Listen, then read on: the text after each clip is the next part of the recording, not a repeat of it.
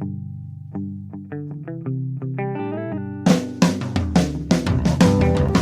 only real God is the one that you believe in. Start looking for the God in others. And if you find you're tuning into a wave, well then I don't know much about being saved. Hello, everybody. Hello, friends. Welcome in yet again to another episode of Spiritual Philosophy Chatter with the Joneses. I'm Danny Jones. And I'm Samantha Jones. And here we are, episode 118. 118. Wow. I know. It's getting up there. What's our topic? This is the truth about men and women. Oh. Yeah, we're going to talk more so you about want to play like relationships. that? No, I'm just kidding. Okay, cool. But before we do, anything from last week? Yes, last week we did the 5 love languages, and we got some really good comments from that, and I hope that everybody learned a little bit about their spouse and significant other, you know, maybe took with them what they learned so that it helped their relationship. You know, Yeah. It's kind of the comments that we got. Mm-hmm. And then I wanted to remind everybody about the podcast awards one last time, because this is the last week that there is for nominating podcasts for the People's Choice Podcast Awards. Yeah. So if you haven't yet, we would love for you to take a minute to go to the podcastawards.com, and in the categories of religion and spirituality, and then the very top category, which is the Adam Curry People's Choice Award, you will find us in there. Spiritual Philosophy Chatter with the Joneses. It's in alphabetical order. You pick us and you submit it, and it nominates us. Right. And we would love it if you would do that for us. Right. There's 6 more days as Yes. of the day of recording. So Cool. yeah. Please. So, thank you very much for Thank you. doing that, to everybody that has and will, and, you know, taking your time. We appreciate it so much. Totally. Yep. Awesome. And then every week we answer 2 questions. Yep. So let's start with Charlie's question this week. He asked, why is it that your body may feel like you're not in sync spiritually, but you are still being shown signs that you are connected spiritually? And I said, that's a good question. I said, but can you elaborate a little bit more on what you're feeling? And he said, yes, there's just like a feeling I get, but I don't know how to describe it. It's just like I can feel it happening. So I can tell you that, through this whole process, which has been like almost 4 years, been like 3.5, 4 years. It's like a roller coaster. You know, my spirituality is not on the same level. Neither is yours. Right. You have those dips, but I think the universe wants to remind us when we have those dips that they're not going anywhere. We're the ones that have to work harder for the connection. But let me explain why we have to work harder for the connection. Because I was actually talking to Charlie earlier. He was meditating and he thought about me. And then he went back and saw that I had responded to his question. And so he felt that I had responded to the question. And I told him, you know, that's your psychic ability, right? And he said, oh, so does it get stronger, you know, the more connected I am? Yes, the more you meditate regular life away, the more you get rid of the other thoughts, Right. the more they can come in, because it's all about vibration. Yeah. And so they have a really, really high vibration, like higher than anything that we can imagine, right? Yeah. And if our vibration is really low, they have to match ours in order to communicate with us. So they have to come down really, really low, right? Which doesn't leave them a whole lot of energy. I'm explaining this correctly, right? Yeah, it's a good way to put it. Yeah, so they have to match our energy, and they can only come down so far, really. You know, they can't come into our depressive states of mind and really, really get in there. They can just show us the signs. So the signs may slow down when you're really down, but they never want to stop entirely, because that's just making you then believe that there's nothing there. So those signs are going to continue, and they're usually even a push to say, hey, come on. You know, let's get moving on this. Let's keep moving forward, just because you're having a rough day or you're not feeling it, you know. Right. But you will always, I truly believe that once you get to a certain level in this spiritual awakening, as long as you believe it and you go with it, you'll never lose that again. I will always be psychic. I will always have those feelings, and they are just getting stronger and stronger and stronger. Now I can, backpedal a little bit, but they're still going to be there because I've worked hard and I've built it like a muscle. It's like going to the gym to build your abs. You're not going to lose them overnight. Right. You know, you may eventually lose them, but you're not going to lose them overnight. It takes time. So you go back and then you build more. So, well, in regards to his question, though, because he was talking about the body part of it. Mm-hmm. So I at first was thinking, well, as you get older, you just have pain, you know, sometimes. So but getting your body in sync is kind of what he's asking with. Yeah.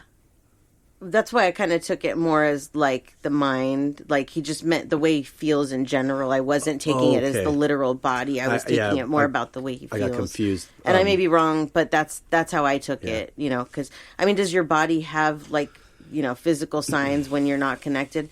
When I'm not, like, if I'm eating bad or I'm not feeling good, I might not be as connected just because of those things. If I have a really bad headache, that can kind of get in your way. So there are definitely things, you know, physically wise too, that can get in the way of your connection. Right. But at the end of the day, the answer is still the same. And that is, they're always there and they're always rooting for you. And they're always want to show you the signs because they want you to continue on this path. Right. You know?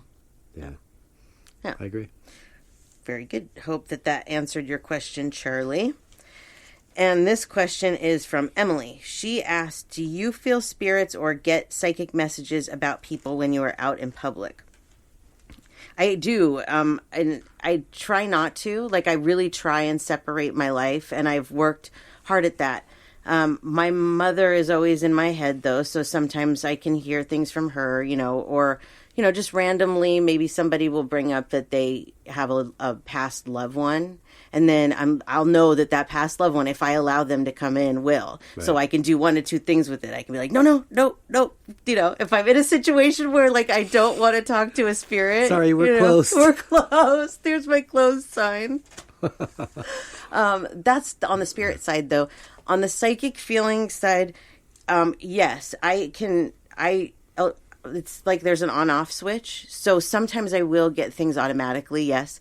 But I can also flip the switch on and try and figure things out. At the very beginning, when I learned about my abilities, I remember once we went out to dinner at this place called Presto Pasta, and it's like a little like fast food pasta place. Right. And I saw this girl that was working there, and I got this feeling that she was into some kind of competitive sport. I can't remember what I thought it was. I was just a baby medium at the time, so I was just learning how to use these abilities, you know. And I told you, I'm getting these feelings about her, and you wanted to know. You're like, we need confirmation. You know? And so you asked her, you're like, you look really familiar. Do you play, I can't remember what sport you said, softball or something. And she's like, no, I play soccer, competitive soccer. So I will get things like that. You know, there was one time I remember we were out and there was a halo around somebody, like a huge, like I could see their aura. I think we were at the deli. I think I told you. It just totally around him was just white light, and I still don't know what it meant. Right. Like, I was thinking, oh God, I hope this guy is not going to die, was one thought.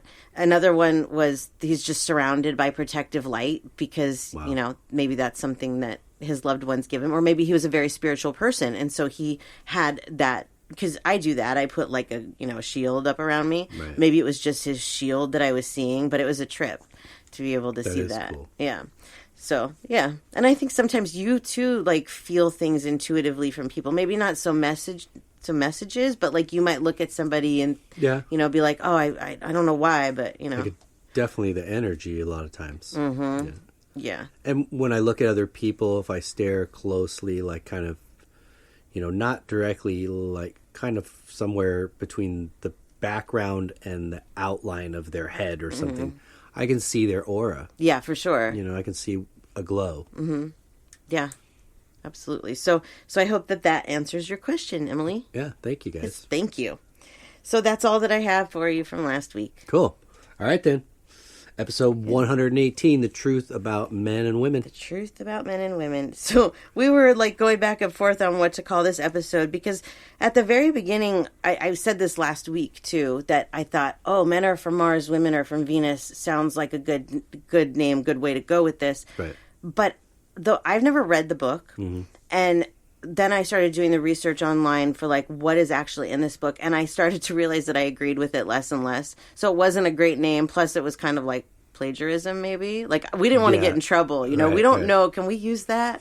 Or is that because it's a book title, we can't? Whatever. And then I was thinking, okay, The Truth About Cats and Dogs is a really good movie about the differences about men and women and how men look at women and that kind of thing. And so it's like The Truth About Men and Women. Right. There we go. So Pretty that's blanket statement. Yeah. So that's what we're going to talk about today. Just how men and women are so different, what makes us different, and how we can... It doesn't have to be a disadvantage. Right. I think we feel like it is. Yeah, but it is the biggest truth about all of this is that we are totally different. We're human in species, but we're very different. I was trying to explain to you earlier how, like, when I was putting this episode together and I was getting, like, messages, the way that the other side was kind of trying to explain this to me. And so I'm going to try and explain this best I can. Okay. We can say men are from Mars and women are from Venus. You know, those are two different things. We know maybe what that means. Maybe there's people that don't know what that means. And basically what it means is that they are very different. Mars is very, very different from Venus. Venus is more like, we see it like a beautiful, you know, blue and green kind of planet. And then there's Mars that is, you know, more hard or whatever. You can look at it, you know, however you want to look at it. So anyways, it's not that cut and dry. All men are not created one way and all women are not created one way. No. So we have like a scale. So let's take the Venus scale and we'll take the Mars scale, okay? Okay. And there's like a scale of 1 to 10 on the Venus and a scale of 1 to 10 on the Mars. Men can be anywhere on that scale of 1 to 10 on their Mars. It doesn't mean that they're completely on one end of, you know, they're hard men, you know, they think this rugged way, they're man's man, that kind of thing, you know. Right. You may have a man that's more on the feminine side, and so there's a scale. Same with women. Yeah. I'm not completely feminine. I have a lot of masculine qualities, and as I've gotten older, I've learned to understand men better, so I'd put myself somewhere in the middle of that Venus, you know. And I put you somewhere probably middle of the Mars one too, really, because you have a lot of feminine qualities as well. Well, obviously, I agree with everything you said, and I think that your environment, your upbringing, has a tremendous amount to do with that. Oh yeah, your soul itself is your soul, but you're still coming into a new life, right, and learning about something new. Yeah, it's a new experience, but your upbringing has a lot to do with it. So take, for instance, you had most of your life with no siblings, and then your brother came along. So 10, there's a bit of an age difference. 10 years, yeah. I wouldn't say most of your life, most of your younger life. Yeah. Half your young formative years. Yeah. So, but you did share that sibling. I had one sister and a mom, and my dad and my mom were separated, so I'd see him every other weekend. Right. So I was primarily around two women. Yes. A lot. And my mom only had one brother and like 4 sisters. Yeah. You know, or 3 sisters. So, yeah, 3. I had to think about that for a minute. So, yeah, that kind of stuff. There was just a lot of feminine energy around me. Yes, you can definitely tell that. You know, with me, like, I was trying to think, okay, well then, like, I had a lot more women around me, but they were very unhealthy, especially in their relationship to the way that they looked at men. And so I was kind of brought up with this very weird portrayal of what men were actually like. And it's taken me a long time to realize that those things that I heard or that I saw were not really necessarily the man's fault. Right. You know, there was a lot of manipulation, and from my mother was a great manipulator when it came to men. That was like how she got her way. That's what I grew up seeing. So I always felt like men were the bad guys, and you know, that's a whole other story for a whole other chapter. Anyways, okay, so let's get to my notes. First of all, I did want to say that I'm trying to make this not a sexist episode. I'm not a feminist. I love men and women. I think we are all unique individuals, and so it's not sexist. It's hard in this day and age to even put an episode like this together, because now we have, you know, people that are non-gender, they're non-binary, and you're adding this whole other element to it, and it's like, you know what? our listeners, I've polled them before. We have no transgender that I've talked to, so we're just going to go with strictly on the, but that does not mean that we do not care about that community. But I do find it interesting, the points of view from each side. Yes. Of the other two. Me too. Or even the points of view of others within your own realm, your own category. Like, for sure. How I don't relate to the hard end of my scale. Right. I don't relate that much to either hard ends. It's more of that mid. The mid. Yeah, absolutely. No, it's definitely, I think if you can understand where somebody is kind of on the scale, that it helps you understand them a little bit more and what they need emotionally. And, I think for whatever reason, we always take things personally. Like, we think that because a person acts one way, it has something to do with us. But a man that's hard and masculine and whatever, that's who he is. That has nothing to do with who you are. Right. But if that doesn't mesh well with you, then you're not going to maybe, go well together. You got to find a compatible, like we're both in the middle of our scales. I think that makes us an even better compatibility. Like, you understand women and I understand men on a better level. Yeah. Okay, so anyways, we are continuing kind of a series here. We've been talking about relationships and personalities and stuff like that. And for a lot of people, one of the most important lesson learning relationships that we will experience is with our spouse or significant other, which for most of us is the opposite sex. But men and women are very different. We don't just look different and have different body parts. We also have different hormones. And of course, that's also on a scale where women have, estrogen is what we're mostly made up of, but we do have testosterone. And, men are mostly testosterone. Yep. Women are, I said that women are ruled by estrogen. Hormones control a lot more whether we realize that or not. Men are always like, oh no, is this PMS? When a woman freaks out. And it's hard to be on the woman's side and say that I understand how this works. And it's hard for us women to even say that, yes, it was PMS, because we don't want to admit our hormones just made us crazy. Even though for me, it's like when I realize it's my hormones that have made me crazy, I kind of feel better. I'm like, oh, it wasn't just me. It was hormones. You're a crazy bitch, hormones. Well, that's what I mean. It's like we all know, as males and the whole human race in general, that women have to go through this, And so do you question it sometimes in outbursts or something that happens? Is that a playing factor in this? Yeah, okay, maybe. But I also know that each of us individually, I would say honestly, go through kind of hills and valleys. Yes, for sure. Ups and downs, like points. And this could be anywhere from a moment to moment basis. This could be a daily basis, a weekly basis, monthly, whatever. But you go through highs and lows. Right. That's part of. Some people, it affects them really greatly, and it becomes like depression and totally, and whatever you want to call it. But for some people, it's just the norm too. That this is kind of life. This is how we sort of learn the difference between certain emotions, right?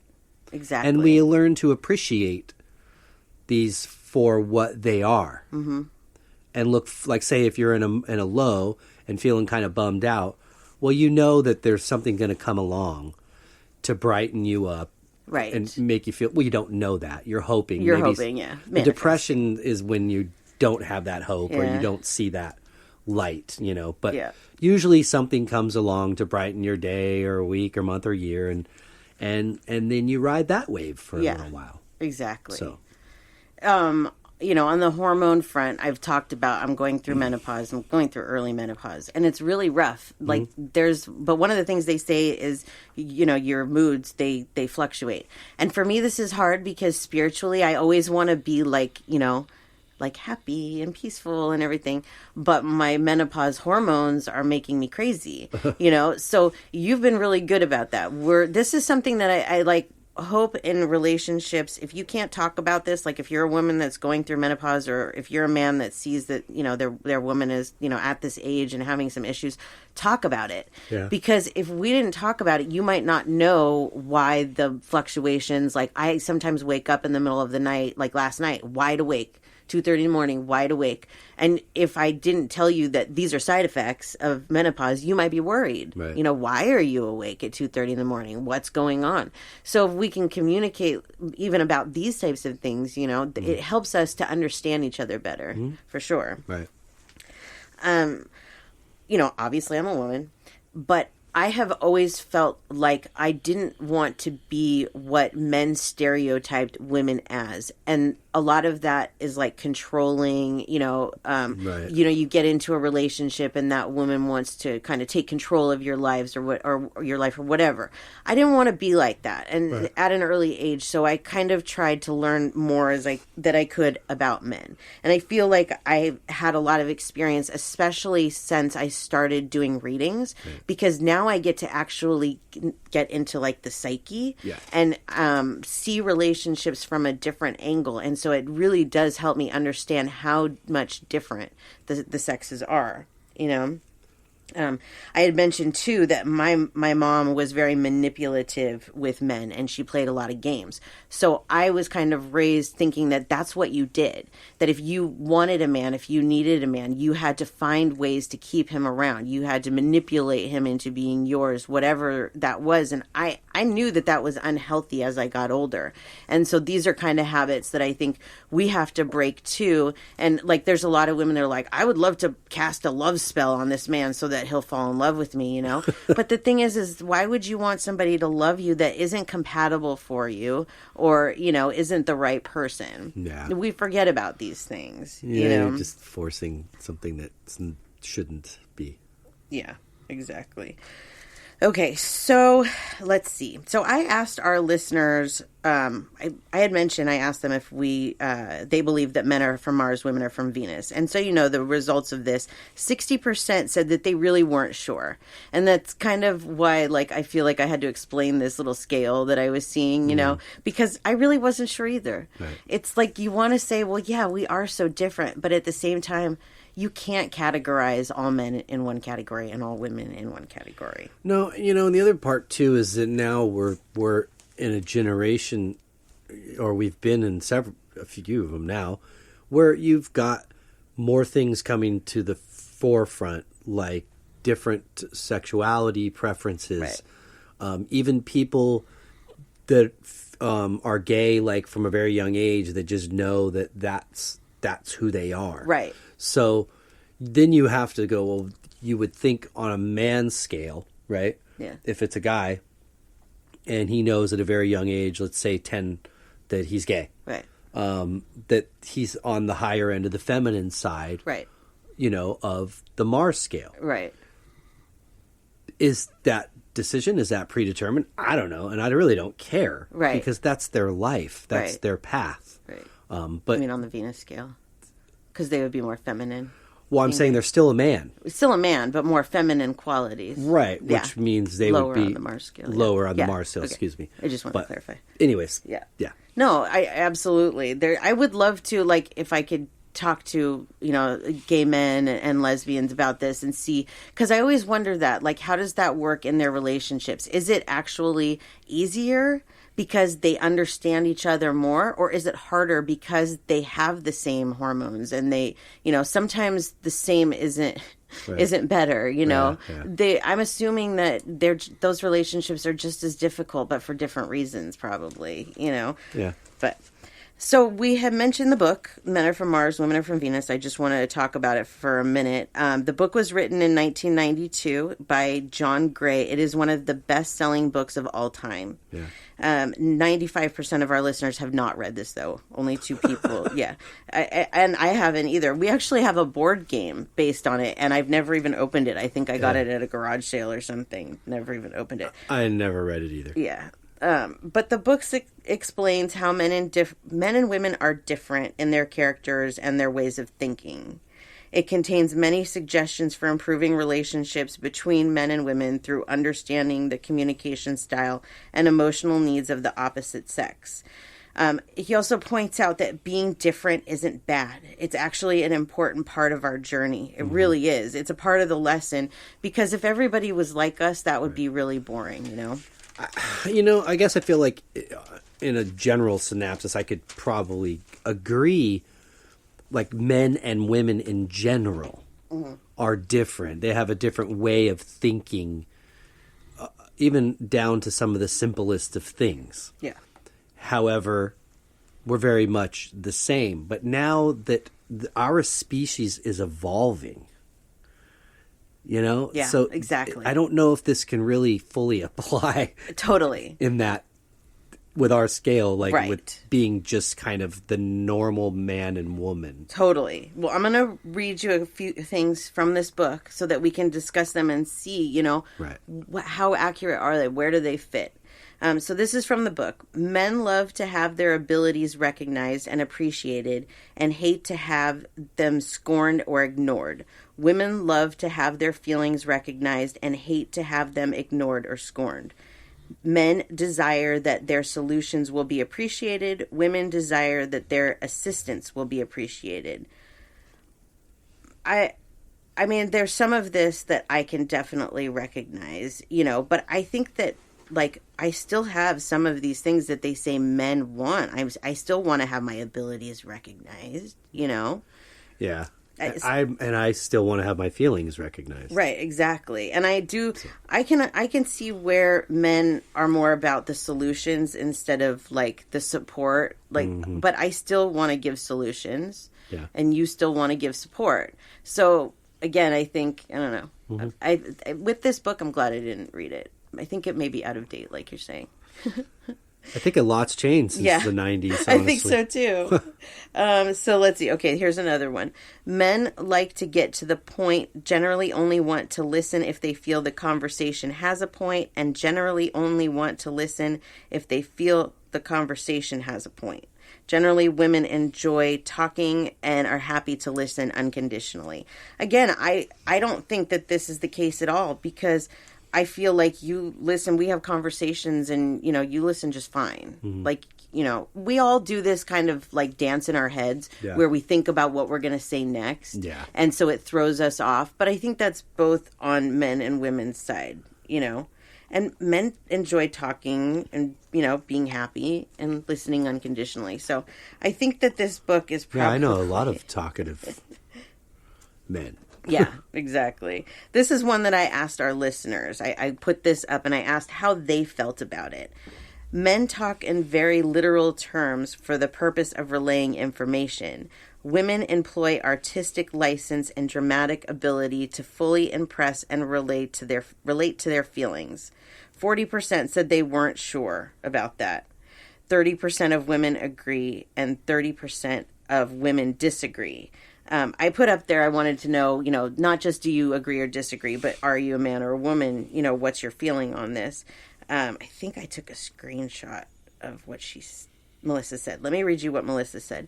She said, I think both of those statements depend on the person and what they're talking about. Men can be dramatic or excited or rambling just as a woman can, especially if it's something they are passionate about. And when it's boring topic, you will relay the information and move on. Absolutely. Yeah, I totally agree. I think that we all have some of these qualities, and it's all on a scale, Yeah, I know I could talk your ear off about stuff that you're really good. Do I have to listen to this again? That's okay. That's what my job is as a wife, That's what we're here to do. I've never really understood like couples that don't want to communicate with each other, that they just go about their daily lives, and it's, I think that the communication is like the most important thing, no matter what it is, even if it's just sitting there and just talking, about nothing. But when you sit there and you talk about nothing, then it makes you more comfortable to talk about other things. Right. If you're never even talking about anything, how are you going to talk about those big things? Being able to laugh together is probably, Yeah. I mean, talking is wonderful, but laughing and even crying. Yeah. But laughing, It's like, it is so healing. You know? And especially for a relationship, I don't understand it either. Like couples that get up every morning, and that's like about as much as they say to each other throughout the whole day, and they're off in their own space or own world, and I don't, at that point, I don't personally don't see the purpose of even being in that situation. Right. I see things from a totally different angle now that I have this spiritualism, and I see that the universe wants us to be happy. Yeah. And that's what our goal is here, is to be happy. And if we're with somebody and we're not happy, we have to figure out the reason.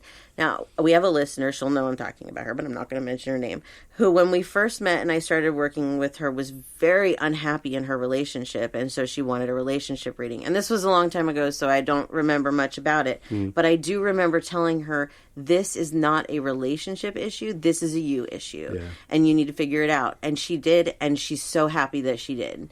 And the relationship has gotten much better. Because a lot of times it's a problem within you. Many years, well, not many years ago, I'm, aging myself now, but let's say it was probably 5 or 6 years ago, I was still kind of in this rut of not understanding that men don't read our minds. You guys don't have the slightest clue what we're thinking. We don't have the slightest clue what you're thinking. So to sit in your own mind and to argue with yourself because you think that the other person knows what you're thinking or feeling is not healthy. So I got this message that was basically like, no, it's definitely no offense towards you, so don't take it this way, but he doesn't know that you're feeling the way that you're feeling or you're thinking the way that you're thinking because you're not talking about it. So you can't hold that against him. Also, that you think very differently than I think. And so like where I may think that, or I don't do this anymore, but, maybe I thought that you were thinking, about something in particular or whatever, it's kind of like knocking you back down and saying you don't have the slightest clue what this person is thinking unless you actually talk to them about it. Do you know what I mean? Yeah. It really helped me to just, realize you don't know. And they're different. They think differently than you. That was the main message was, he thinks very differently than you. And there's nothing wrong with that because you're men and women. You're two different, completely different people. I will say that, for me, the difference in people, like from, my previous marriage to you, that took some time just to get adjusted to, like making me realize, okay, that not all women are the same. Right. And I spent a lot of time in that relationship. So you get really used to things and sort of programmed. Yes. In your mind, how to act, how to react. So I came off doing the same things that weren't working. And that's where I realized, I gotta change that. Right. Because that's probably my biggest error, is sort of prejudging a situation that hasn't even occurred yet. But yeah, absolutely. And that happens because we get set in we're like conditioned. Do you know what I mean? And you don't have to be with somebody a long time for that to even happen. I was in a shorter relationship before you, and that relationship did more damage to me than anything. Right. And sometimes I think about, like, I'll be saying something to you and I'll stop myself and because I'm still stuck in that, don't say that because that's wrong to say that. And then I realize that's not him. Right. He's a completely different person, but the damage that person did, and one of the things that I heard, and it's kind of one of the things that used to cause the biggest problems in that relationship, is talking about past relationships. This is something that I don't understand. Like, you're not with that person anymore. Right. Like, you and I talk about our exes, not in derogatory ways, not what I'm talking about. We have a lot of experiences with our exes. We went to concerts. We went on vacations. We had a wedding. We had all these experiences that are a part of our lives. And we need to be able to share those because those are a part of us. And if you're always like, no, can't tell that story because that has an X in it, or, I should tell that story, but, I have to leave the X out. Well, that's not healthy. Right. How are you communicating? How are you actually getting to know each other? You're censoring yourself. Yeah, you had a life prior so right. I should know. Yeah, like I see this on TikTok all the time.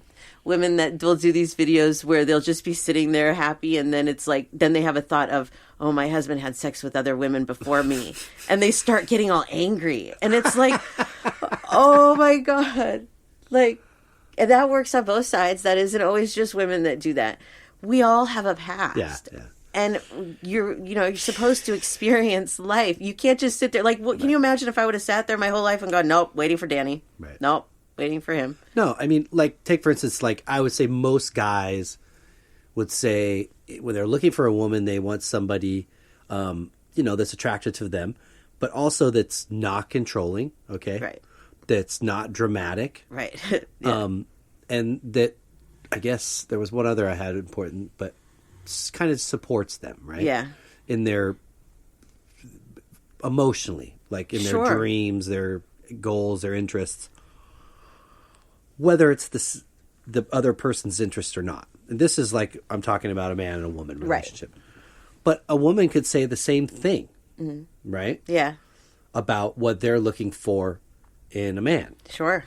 So, like, for me, I think more times than none, being in music, that I see a lot of relationships where the other party is jealous because of the time it takes away from them. Right. And I struggled with that, in my previous relationship.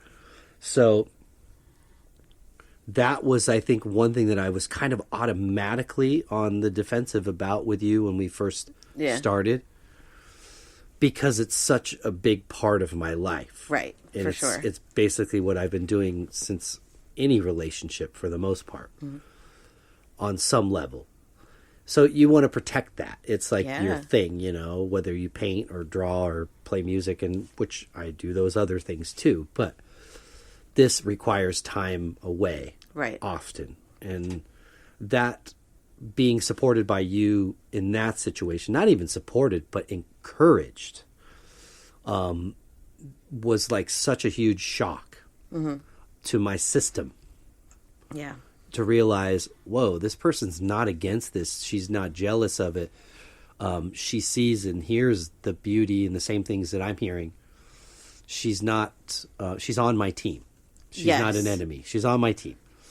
And that was the one that really kind of started melting me, my more tough exterior. Only that tough exterior that maybe we kind of put on in a new relationship a little bit. Like, and I'm not going to fully give in. I'm going to, Especially after a divorce, you're really scared to open yourself back up again, Yeah. Yeah. But then I also knew that, well, I want to be interested in things you're doing. Yeah. Not just you being interested in supporting what it is that I'm doing. But that for me was a big one, feeling like, oh, I don't have to deal with this in this relationship, which is so nice. I can be artistic and creative, and not feel guilty about it, or made to be feel guilty about it. So, and again, like I said earlier, I talk your ear off about it tons, and too much, but she's totally gracious with that as well. But the biggest one was just the overall, like, understanding that we come home to each other. Right. We love each other, and nothing is going to come first. This is a job. Right. It's a job I love. Yeah. But we come first. Right. The family. Yeah. I think that there's different ways of dealing with these types of things. Like, if you were, not paying attention to me and to your family, that would probably be different. But you manage that well and balance it well. That's not a problem. But I do see a lot of women that they don't like any time taken away from them. Right. And it's very important for you to have your own interests. You should. It's healthy. It's like, and it especially if it's like something like this that is your dream, why would I not want to persuade you to go further with it? Like, I want to see you achieve your dreams. I don't understand jealousy in relationships like that. Like, oh, no, you can't succeed more than I do. No, I hope you do, please. I mean, really, that's the way it should be. Like you said, you're on the same team. You should be supporting each other. Mm-hmm. So these feelings of, if I was jealous over you going to practice, that would be silly. Right. You know, you go and have practice. You know, the guys come here and record, and it's like, that's your time. Right. And like, I just let you do what you're going to do because, you know, you're going to come to bed when you're done. Right. So, and then we'll see each other the next day. Yeah. But a lot of women don't think of it that way. They want every minute, or, you know, you have a family, you have to take care of them every minute or whatever. I'm not talking about all women. These are just problems that I see in my job, right. you know, and I know that are there. So even like for you, when your mom started, you know, getting in your ear about doing this podcast, and you know, when you first said it, it was like, what? Podcast? Yeah. Like, those are still a thing? Yeah. People listen to those? Sorry. We had no clue. Yeah, I didn't have a clue at all. But once it kind of settled in for me, I thought, well, this is a way for me to jump aboard like your train. Yeah. You know, like you're already kind of on mine, and you get to be surrounded by it and see it and hear it, you know, the good, bad, the ugly, the indifferent. This was my chance. Right. To like jump on it and like, wow, that kind of sounds exciting. Yeah. And fun. Yeah. A little scary, namely because I'm not very technical. I don't know what the hell I was doing. Yeah. So that was a big. But you learned a lot. That was a big hurdle. Yeah. And then just like, what do we say? Yeah, seriously. And how, I mean, the first couple episodes, I remember, I think it was episode 3, I started crying afterwards. Right. I was like, I can't do But this. you know, like no mics dangling in front of your face, just sitting around the coffee table or Yeah. outside. We could chatter all night long. Yeah. But it was like all of a sudden you put this big black microphone in front of your face and you're like, where's the cricket sample? Seriously. No, I'm glad that we're able to do this together and work together. And, you know, I see a lot of couples that they can't even stand to be around each other for a few hours. And those are the ones where it's like, you got to reevaluate, you know, what's the problem here? Is there really a problem too? Right. Like, you got to look at it, right. You know, because I feel like, you know, we are together a lot and we're really good about that. But there's a lot of people that I couldn't have done that with. And there's a lot of people you couldn't have done that right. with.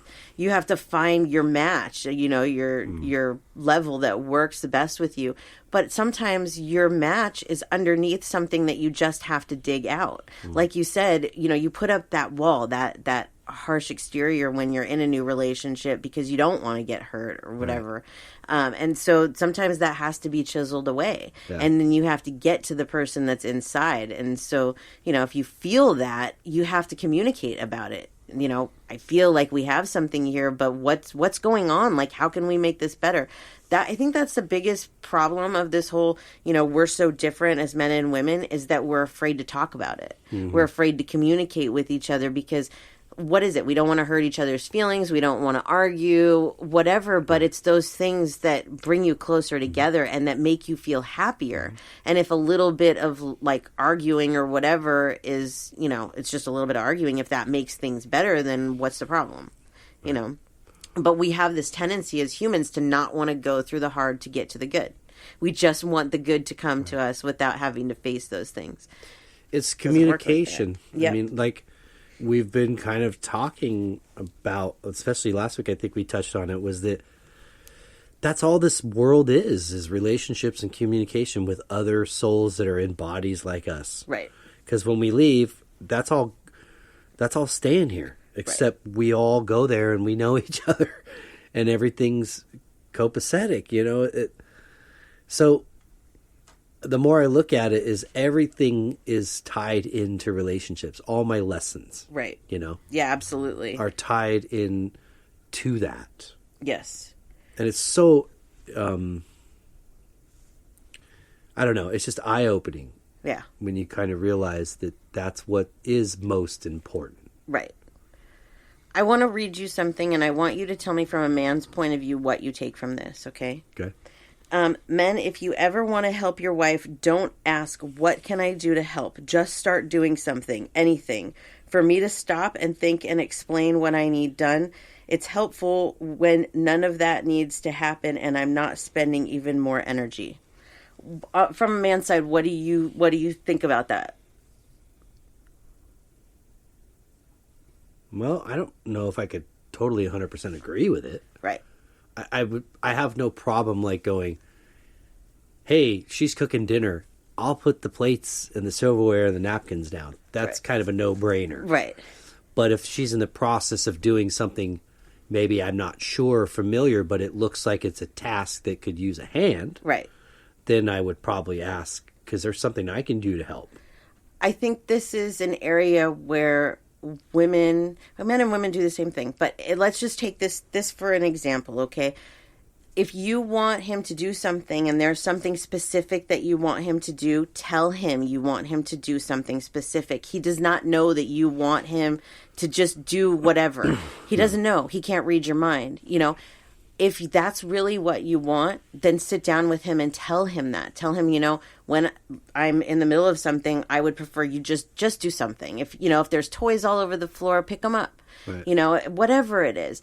But you have to communicate that to your partner. Yeah. And if they don't hear you the first time, you have to communicate that to them a second time and a third time until they get it. Mm. That's the only way that that's going to change. Right. But that is not, I will tell you that that's not how all women feel. So I can't tell all men to act that way because I would rather that you ask, because like last night, I think it was last night, I was cooking dinner and you came in, you started getting plates. And sometimes it's helpful to have the plates on the table, but sometimes it's more helpful to have them there next to me. And last night I needed him next to me. So I was like, no, don't do the plates. That's okay. And you were working, so I had already put silverware out. And then you started grabbing silverware. And I was like, it's okay, I already put it out.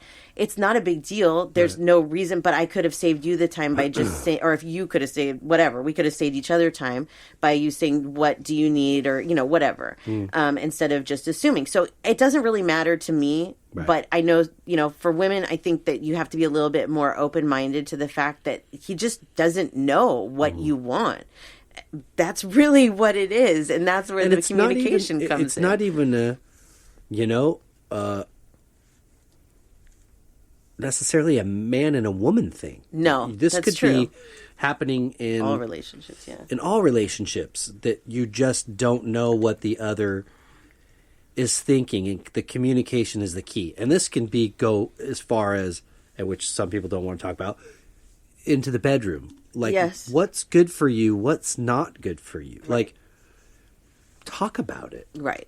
Like, talking about sex makes it more comfortable. Yes. Talking about anything in our lives makes it more comfortable. Absolutely. I think that's a topic that a lot of people are afraid to talk about, even in their marriage. And I don't understand that, because this is the person that you want to be with, and it's the person that should know, you know, what is going on inside your head. Like, what is it that you know, if there's things you want to do, if you want to experiment in your life, this person should know about it. Don't feel like you can't talk about those things. But if you want to talk about those things, you have to make it safe for your partner to talk about it. That's, I think, where we can get, especially with women, I do see this a lot.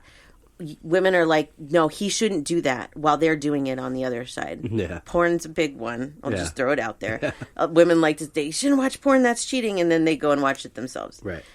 It doesn't work like that. You can't be like that. Yeah. You know, you may think your intentions are different than what his are, but you're not in his head.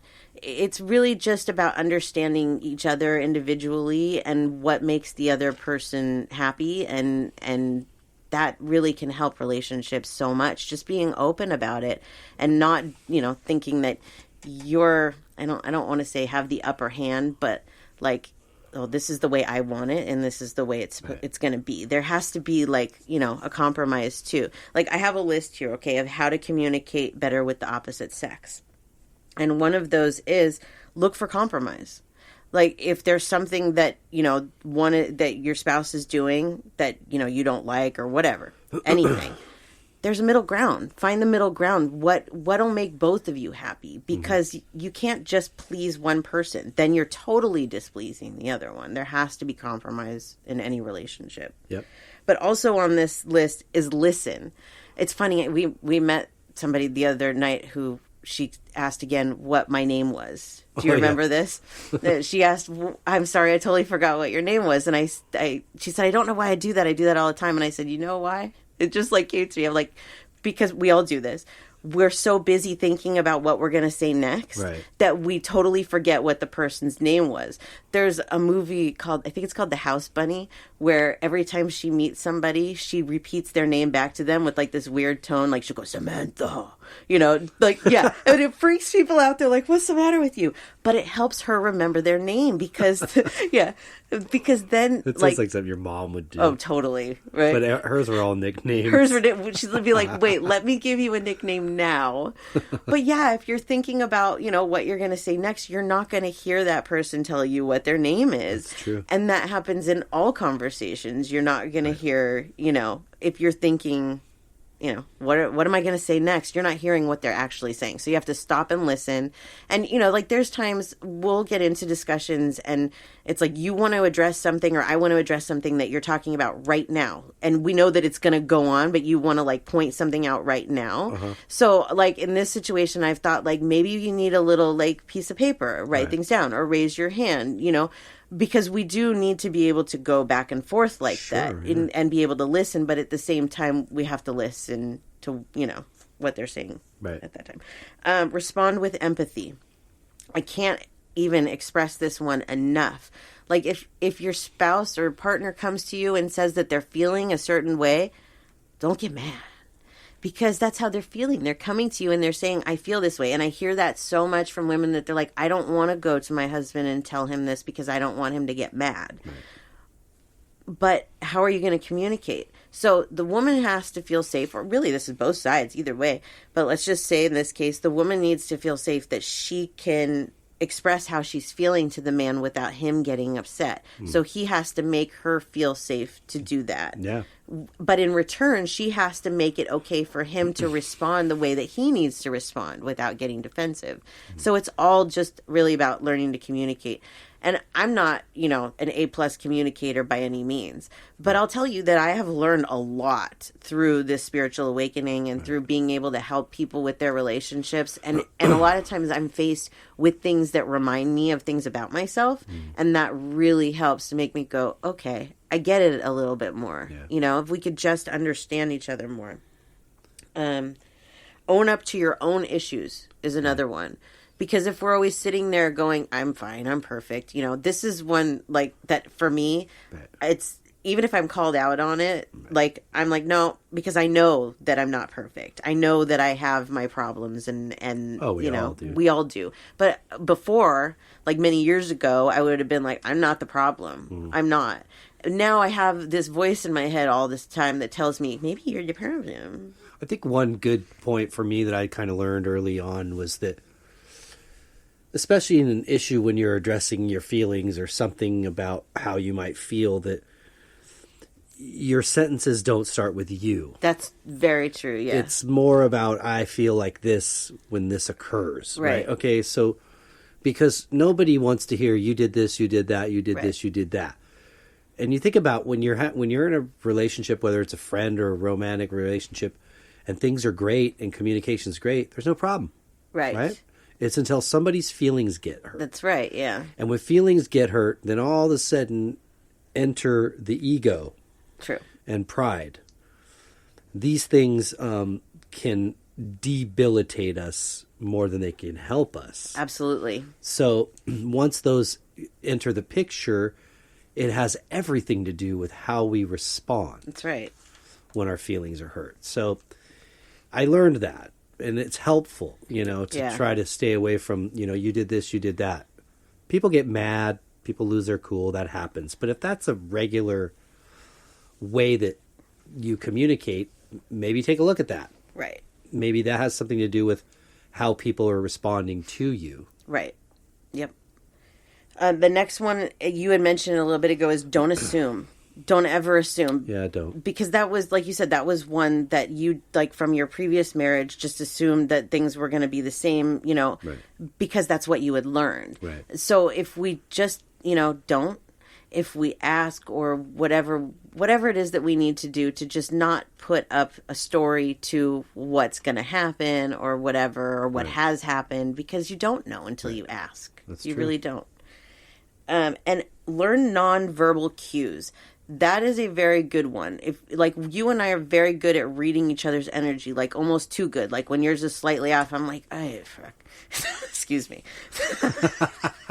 Because I could feel it so easily now, but it does help. It helps when you can tell, the facial expressions, the way the body moves, whatever those are, so that maybe you can even tell the way that this person is acting has nothing to do with me. They're frustrated about whatever it is that they're working on, so those kinds of things, learning their nonverbal cues really can help. Yeah. For sure. Yep. So that is my episode for you. I actually have a lot more, but we're out of time, so I think that's plenty. I think we get the point. Yeah, add that to your part 2 list. Part 2, yeah. The differences between men and women. It is, It's big. It is. But it's, we're still of the same race. We are. Right? We're still a human race. Yeah. So we have all these similar body organs, and we have some that are different. But the one thing we all do have is the same feelings. Yeah. We all have feelings. We all have feelings. Yep. And so if we could do better to consider each other's feelings more in our process, right, we would have better communication. And if we, communication, learning how to communicate is not easy. Like, I seriously feel like sometimes I have a marriage counselor in my head all the time, but most people do not have that. Sometimes you need to learn how to communicate better, however it is, read a book, go to a therapist or whatever. Try small things, baby steps. Don't expect that it's all going to change overnight, but take those baby steps to understand each other better so that you can be happier and your spouse can be happier, because that's something else. Is it's like, why do you want somebody else to be miserable? Like, I want you to be happy. That's like one of my biggest things is I want you, Marina, to be happy. And that makes me happy. So why would I want to make you miserable or see you miserable? Right. Where it's like some women, I feel like they enjoy seeing their husbands miserable. Well, why do you want him to be like that? Because then the importance is solely on you. I don't understand. But yeah, support, love, concern, all those things. You married this person, you made a commitment. So. Yeah. Yep. I agree. Anyways, that is our episode for hooray. you. Yay. Good job. Good job to you too. Well, before we say goodbye to all of our friends, would you like to share your page? Yes, you can find me on the web at SamanthaJonesPsychicMedium.com. If you'd like to set up an appointment with me, you can email me too. I get this a lot. You could just email me beyondthebridge11@gmail.com. Easy. And then if you'd like to reach us at the show, we are spiritualjoneses@gmail.com. You can reach us there. Yes. And then you, sir. Yes, for my art, djonesartcollection.com for the web, at djonesartcollection for Instagram and Facebook, and for Gypsy Brown on the web, gypsybrown.com for the web, at Gypsy Brown Band for Facebook, and at Gypsy Brown Music for Instagram. That's just too much. It is. You need like one link. But just a reminder, tickets are on sale at eventbrite.com for October 1st show at the Canyon Club. So if you're interested, please go. Yay. Yeah. Buy tickets or message me privately. We have tickets that you want to come pick them up. If you're local, you can buy them that way too. Very good, because we do have a lot of local listeners. Yeah. Cool. Yay. Well, we hope everybody got something out of this. That we do. I did. Yeah, me too. Go out, be a man, be a woman, be both, whatever it is. Just realize there's differences in people. Yep. Like, this guy needs to do like a 2.0 version of this book he does. and call it I'm from Mars and they're from Venus. Because, we can't really say how it works in every relationship because not every relationship is heterosexual. Yeah. First and foremost. Well, no two relationships are the same. And no two people really, are the same. So. Yeah, for sure. Anyways, that's just to the author if you're out there. Yeah, if you're listening. You could have another New York Times bestseller. Yep. On your hands if you take my advice. I would like 15% of the idea. Yeah, especially about the scale that I talked about. But I got to share that with the universe because that was their idea. So, anyways, that's my 2 cents. Well, we hope everybody has a great week. That we do. And until next week, peace and love.